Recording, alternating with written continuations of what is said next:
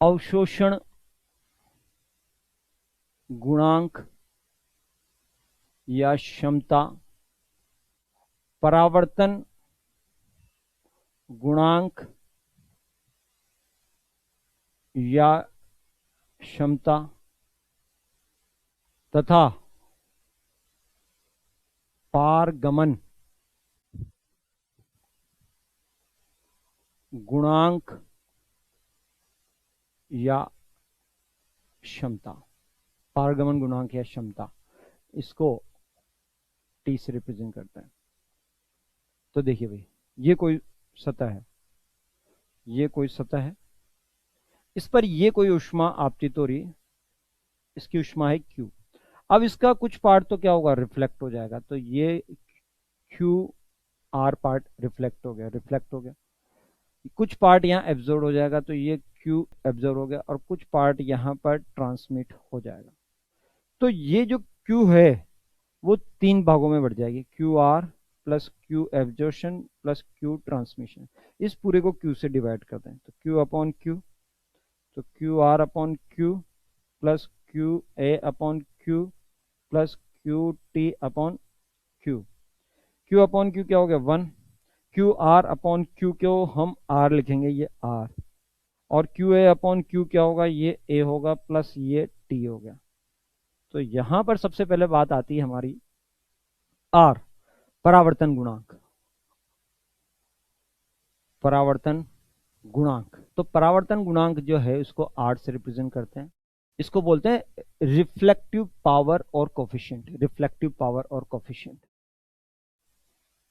तो ये क्या हो जाएगा, R equals to reflective QR upon Q, means किसी सतह पर जो वो एब्जॉर्ब रिफ्लेक्ट कर रही है, परावर्तित कर रही है, और कितनी आपतित हो रही है, उसका अनुपात, ये आपका परावर्तन गुणांक या परावर्तन क्षमता कहलाएगा। ठीक है, ये क्या है, आपकी इकाई हीन और विमाहीन दोनों है, कोई इकाई नहीं होगी, कोई विमा नहीं होगी, परावर्तन गुणांक। फिर आता है आपके अवशोषण गुणांक, इसके बारे में हमने ऑलरेडी बात कर ली, वही है जो भी बताया, अवशोषण गुणांक। इसको A से रिप्रेजेंट करेंगे, तो A इक्वल्स टू, इस पर जो आपतित हो रही है उसका कितना भाग ये एब्जॉर्ब कर रहा है, और इस पर कितना आपतित हो रही है, तो ये भी क्या है, विमाहीन और इकाईहीन हो गया। और तीसरा जो है आपका पारगमन गुणांक, पारगमन गुणांक ट्रांसमिटिव, ठीक है, और इसको T से रिप्रेजेंट कर रहे हैं, तो ये जो T होगा, ये कितना ट्रांसमिट हो रहा है और उस पर कितनी आपतित हो रही है, उसका अनुपात। तो ये भी क्या है आपका, इकाईहीन विमाहीन, ये वाला भी क्या है आपका, इकाईहीन और विमाहीन दोनों, तो ये तीनों ही इकाईहीन और विमाहीन दोनों। अब देखो, इस पर एक न्यूमेरिकल कराते हैं। ये कोई सतह है,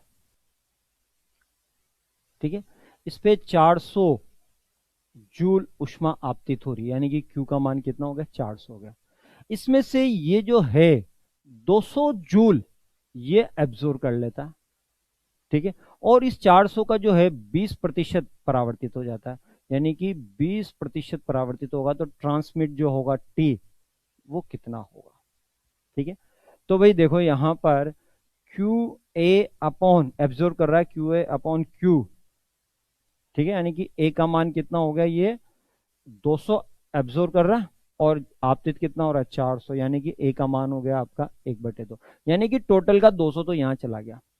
अब 20% क्या हो रहा है आपका, रिफ्लेक्ट हो रहा है, तो यहां पर QR जो रिफ्लेक्ट होगा वो 20% होगा, यानी कि 20/100 इंटू 400, तो ये आपका 80 जूल इधर चला गया, तो 200 यहाँ आ गया, 80 आ गया, तो इधर T कितना होगा, ट्रांसमिटिव कितनी होगी, तो ये QT की वैल्यू कितनी होगी, 400 माइनस 200 प्लस 80, यानी कि 280 यानी कि 120 जूल यहाँ आ गया। तो यहाँ पर T निकालना है, तो QT अपॉन Q, तो QT तो कितनी है आपकी 120, और ये 400, ये निकल जाए। तो ये आपके यहाँ पर अवशोषण गुणांक, परावर्तन गुणांक और पारगमन क्षमता की बात हुई।